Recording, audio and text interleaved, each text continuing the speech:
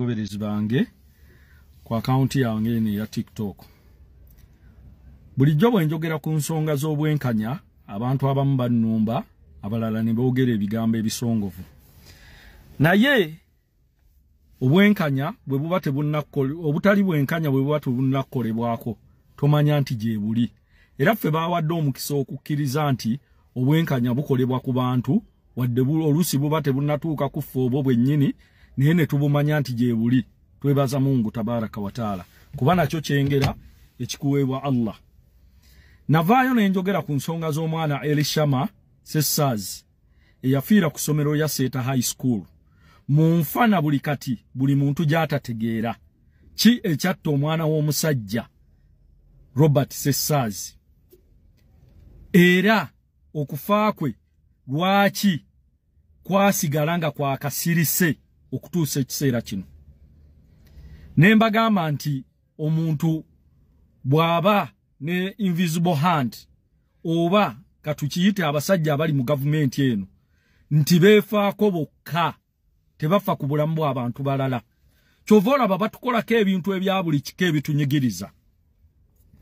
Njagala okutuusa okusaasira kwange eri bazadde b'omuwala ayitibwa Martha Ahumuza eyafiiridde ku bbaala ya Menzo Night Club ng'agenza okudigidamu ebyabwe bye babeeramu.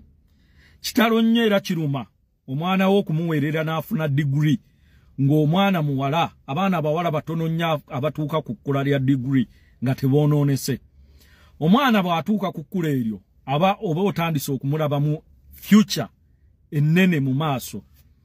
Naye kitalo nnyo nti yafiiridde mu nfa, ffenna gye tutaakoze eki, bazadde be naffe abaabiwulidde ku mawulire gye tutaategedde.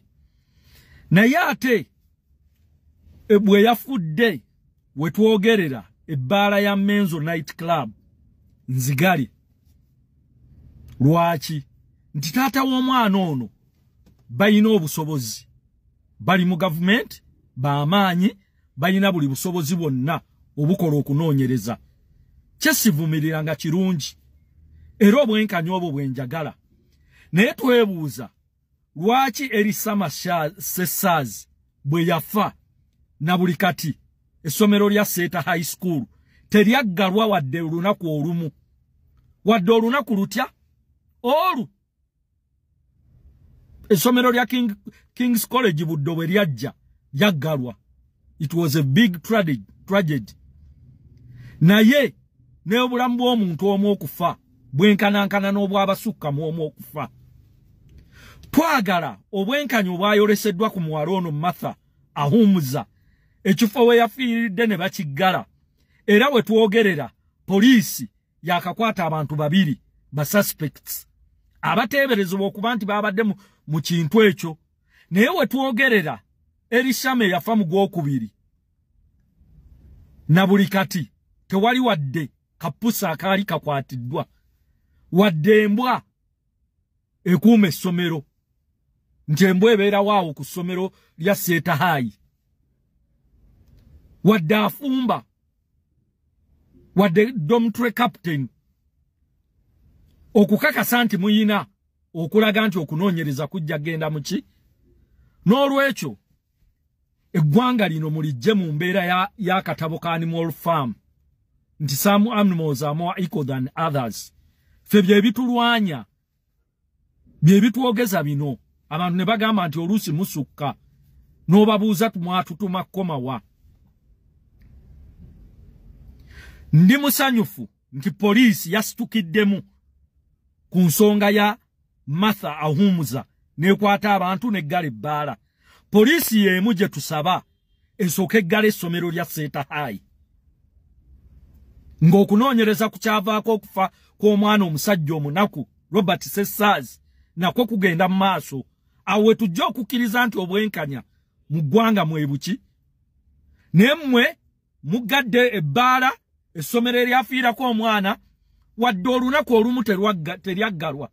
Era mwami Muyingo bwe yatuuka ku ssomero, minisita yagamba muhandolinga ensonga eyo ndi bize nina meeting ze ŋŋendamu.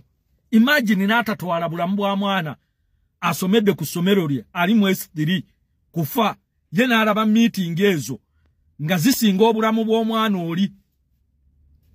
Bannayuganda bannange tuzuukuke. Obujozi bususse. Impunity esusse.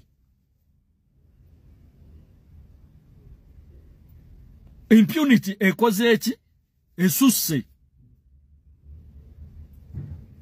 Obwenkanya bube bwa bonna so si bwabo abalina obuyinza mu gavumenti.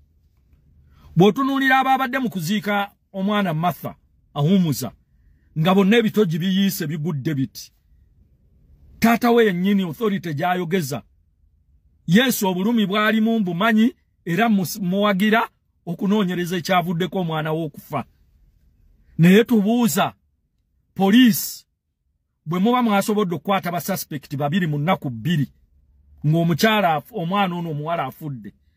Ki ekyabalemesa okufuna ba suspect abatta omwana Erisama Sessaazi? Mukibuulire eggwanga. Ye abaffe bwe muba mwasobodde okuggala ebbaala ya Menzo Night Club, ki ekyalemesa okuggala essomero lya Seeta High? Bazadde b'omwana bafune batandikire awo bagambe nti poliisi etulaze nti etuliko era efaayo ku kye tukola ki. N'olwekyo bannayuganda bannange mbategeeza nti bwe tuvangayo ne twogera ku nsonga zino muleme gamba kyabo ba byabufuzi ebyo tebitukwatako. Ebyobufuzi biditamininga buli kimu mu ggwanga wano, bye bisalawo mu ggwanga Uganda. Politics determines everything.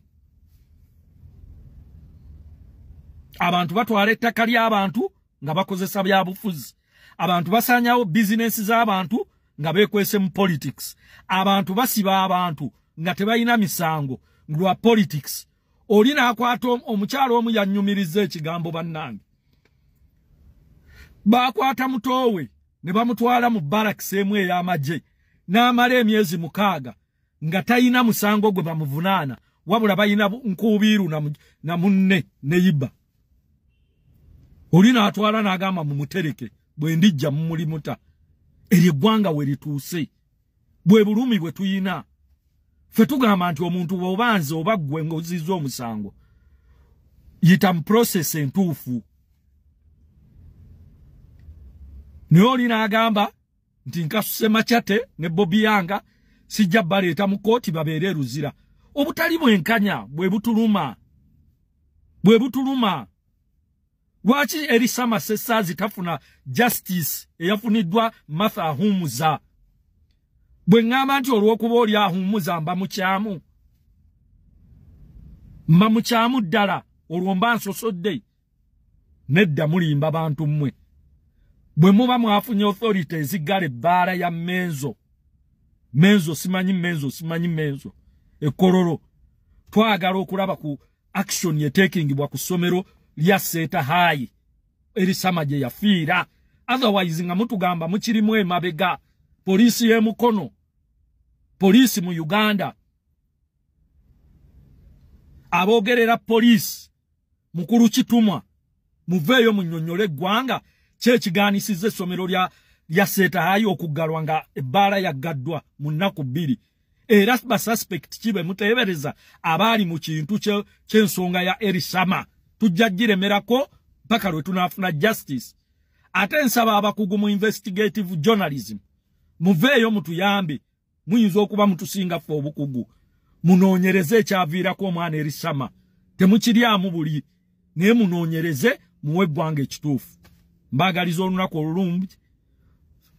Ahumuza kitalo, famire yongisaasira, abazadde ba Erisama mugume ensi gye tulimu bwetyo.